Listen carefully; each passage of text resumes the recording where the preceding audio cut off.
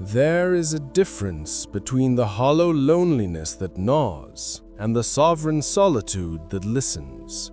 In the first, noise is an anesthetic we use to avoid the ache of unexamined life. In the second, silence is an instrument tuned to reveal the hidden geometry of what is beautiful. To walk alone with the soul that sees beauty is to become a pilgrim of perception, moving through ordinary streets and finding interiors that look like cathedrals, finding dawns that read like scripture, finding the precise curve of a fallen leaf to be as instructive as any sermon. Imagine you are crossing a city at daybreak, the shops still shuttered, the light tender with indecision. Most travelers move with a purpose that trims the world to utility, names, stops, errands. The lone seer walks differently. Their steps are calibrated by attention. The cobblestone's memory of rain becomes an atlas. The color of a cracked wall is a vocabulary. The bend of a stranger's smile supplies a sentence in a language the lonely heart alone can translate. Beauty, then, is not an extra, an adornment to life, but the grammar by which solitude speaks and by which the soul learns to read itself. Solitude of this kind is not withdrawal, but concentration. It is a disciplined narrowing that paradoxically yields expansion. When the field of distraction contracts, the field of perception widens. Quiet becomes a telescope, and in looking inward one sees the echoing landscapes outside. The practice is subtle, a slowing of the breath, a refusal to annotate experience in haste, a patience that allows sensation to clarify itself. In that patience, what was once background begins to glow with intentionality. A single cup of tea held without hurry contains a cosmos. A walk without playlist reveals the cadence of the city's heartbeat. There is a humility in solitude that distinguishes it from solitude's darker cousin, self-absorption. The contemplative who walks alone does so not to erect a shrine around their own sensibility, but to return, renewed, capable of deeper witness. Beauty calls for receptivity rather than possession. It does not obey the acquisitive mind. Its value is not measured by what can be owned. To see it is to be transformed by it, and that transformation is gentle and radical at once. The soul rearranges its priorities, softening the urgent into the essential. Solitude also serves as a crucible for moral clarity. When the clamor of opinion is removed, certain quiet truths become audible. One begins to hear the tenor of one's own heart, where one has been compromised, where one has been generous, where apology is owed, where courage is required. In the hush, the ethics of beauty reveal themselves as practices, listening more than speaking, tending rather than judging, allowing presence to be the first response. The solitary eye does not claim that it sees better than the crowd. It claims only that when freed from spectacle, the soul remembers how to see. Yet walking alone is not romanticism. It risks vanity when used as a badge, snobbery when it separates itself from communal life. The true solitude that sees beauty remains bound to humility. It returns from its wanderings with hands empty but eyes fuller. The question is never whether to be alone, but what is carried back from the solitude: arrogance or compassion, self-congratulation or generosity. The shade between these outcomes is decided by intention, whether solitude is a retreat from responsibility or a preparation for more faithful presence in shared life. There is a paradox at the heart of solitary seeing. The more intimate your solitude, the more available you become to others. A person who has learned to sit with their own depths without flinching carries a presence that invites confession, consolation, and steady companionship. Beauty cultivated in solitude is not solitary in effect. It enlarges the field of relation, offering a clarity that can soothe a troubled conversation or illuminate a small kindness. In this sense, the walker who sees beauty alone is a gift to the world, not an estranged observer. So we come to a threshold. If solitude is a kind of training in seeing, what then becomes our practice as we re-enter the marketplace of voices? How do we carry the hush into the noisy agora without losing its fragile gains? The answer is not a technique, but a turning, a manner of being that translates inner pause into outward attention, that lets the calm of one's own seeing become service rather than seclusion. And so the lone walker pauses at the edge of the street where the light shifts and the city exhales, listening to the small bell of attention. How will you bring the hush you find alone into the places where many voices press?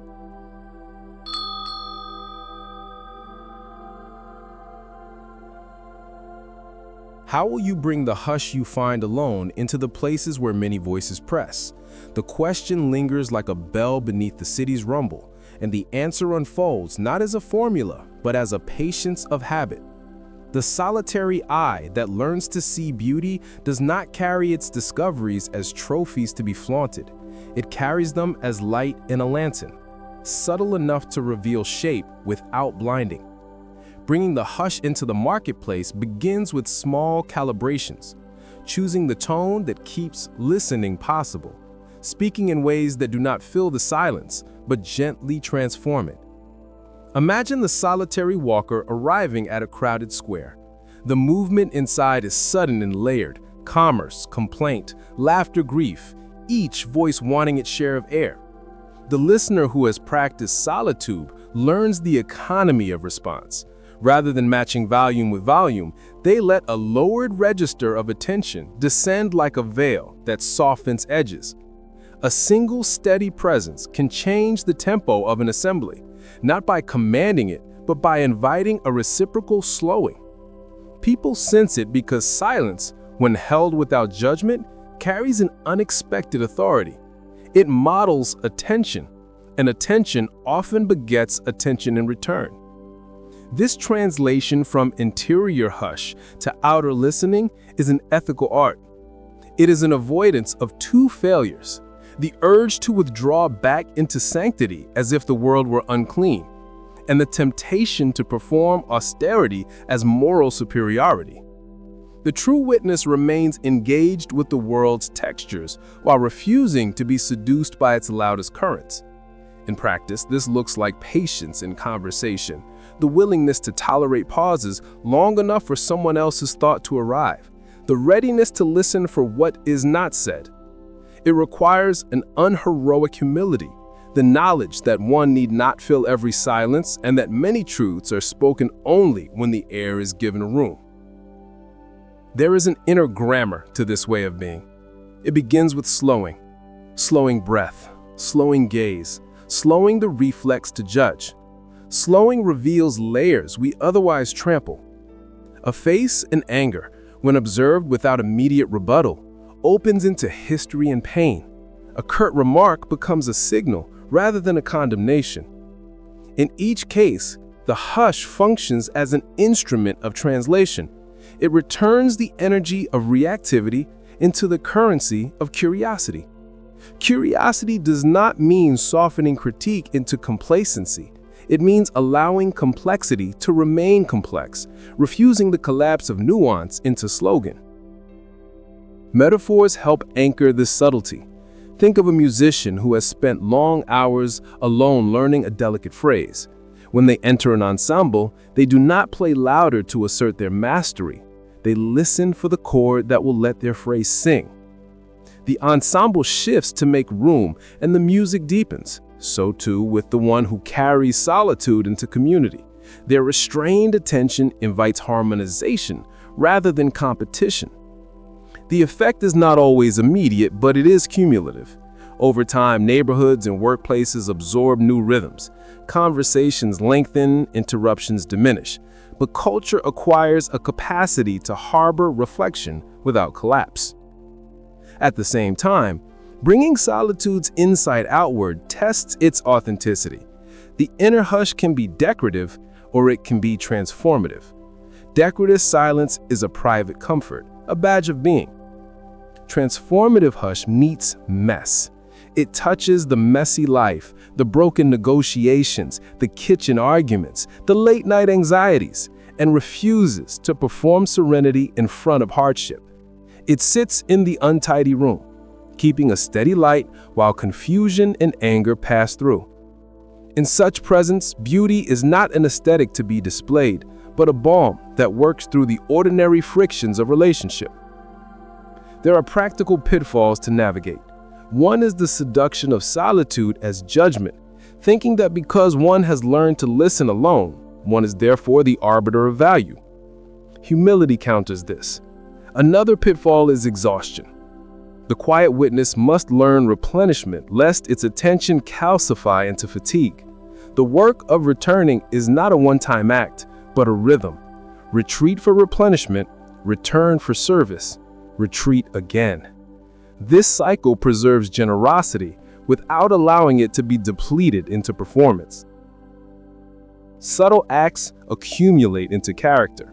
The person who practices coming back from solitude brings to their speech a measured speed, and to their actions a patience that surprises adversaries into reconsideration. They teach, without lessons, a different grammar of interaction. Questions that open rather than close, acknowledgments that heal, silences that hold instead of forbid. In this way, the solitary pilgrimage does not end at the threshold of community. It begins there, renewed and prepared to hear the deeper music of ordinary exchanges. As evening settles, and the square's lights blink awake, a final image comes to mind. A single lantern set on a bench, not to illuminate the whole plaza, but to offer a pool of light large enough for two to sit and talk. The lantern does not command attention, it invites companionship, and its presence changes the way the immediate space feels.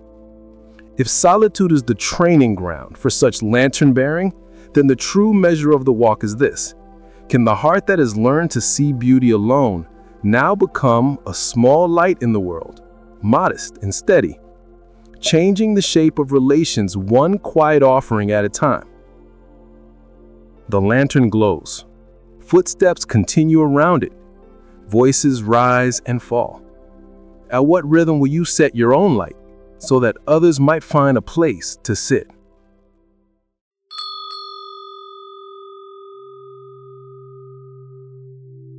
The lantern glows on the bench, a small island of attention amid the square's continual motion, and from its light a larger hush begins to spread, less an absence of sound than a more refined ordering of it.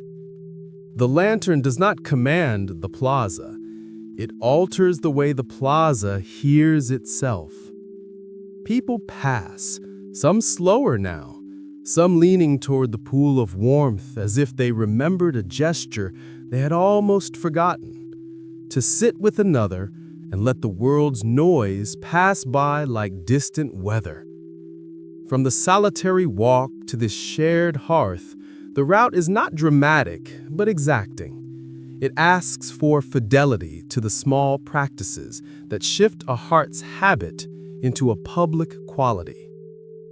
Solitude taught the walker how to see the fragile geometry of a leaf, the syllable of a sigh, the grammar of light on stone.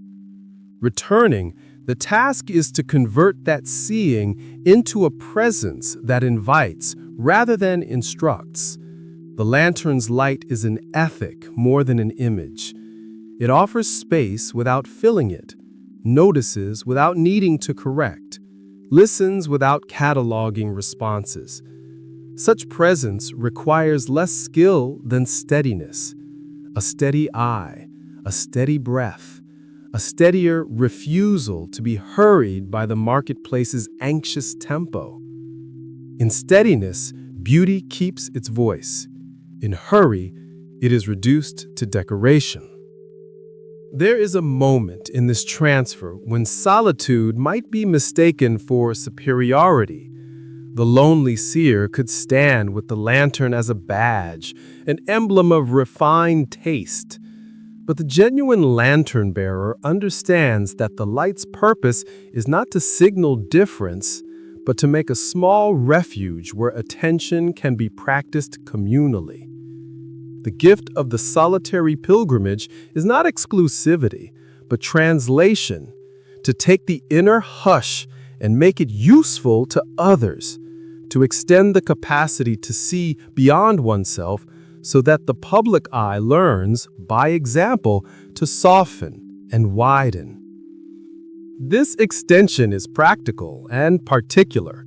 It shows up in the cadence of conversation, a patient pause where once we interrupted, a question that opens rather than closes, an acknowledgement that receives another's pain without immediate repair.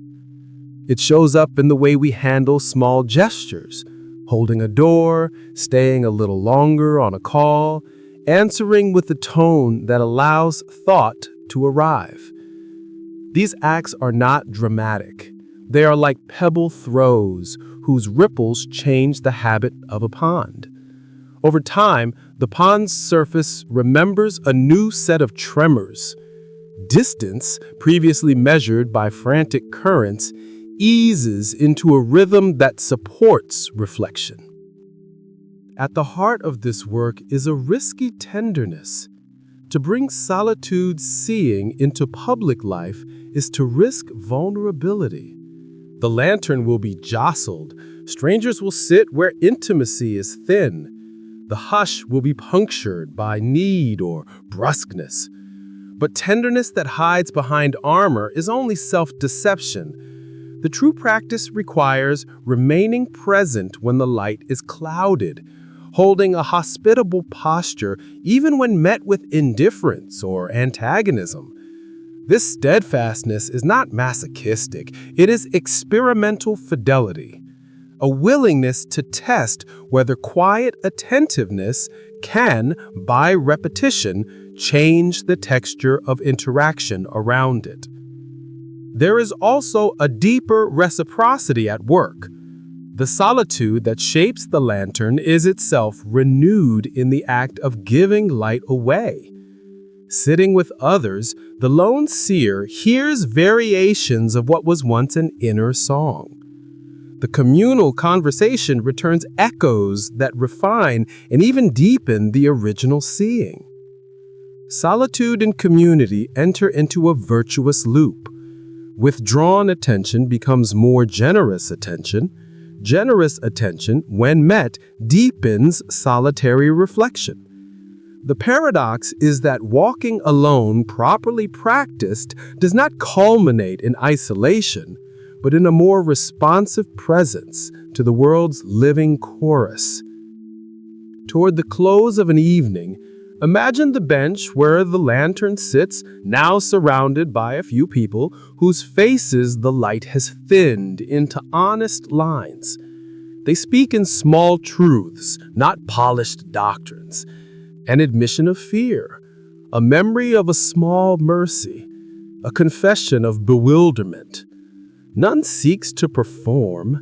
Each simply hands over a piece of private weather and finds it held. Beauty appears here not as ornament, but as acuity, the clarity that arrives when one's surface talk is stripped away and what is essential stands visible. The lantern, humble and exact, has done what solitude prepared it to do. It converted inward seeing into a shared altar of attention. The arc we have traced, from solitary seeing to shared lantern, closes with a quiet covenant. Seeing beauty alone cultivates capacities that, when returned to the world, become resources for communion. The soul that walks alone learns to hold small things as if they were sacred, then, risking the smallness, places them where others may touch and be touched. The final shift is less an attainment than a habit of return. To walk away from the bench at times to replenish the inner well, to return again and again, to offer light without expecting recompense, to accept that some will prefer their own noise, and that this refusal does not negate the lantern's truth. If the world can be moved, it will be moved not by grand proclamations, but by the accumulation of these modest attentions. Lanterns multiplied until the city's nights are threaded with small harbors. The closing image is simple: a street at dawn where benches hold soft glows, where footsteps pause to listen, where laughter is not loud but full. A fragmented world woven into a pattern of presence. In that woven tapestry, the soul that sees beauty, sometimes walking alone, becomes not an isolated image, but a starting point for a communal way of seeing. A way in which solitude is not an exile, but the training ground for a more generous human being.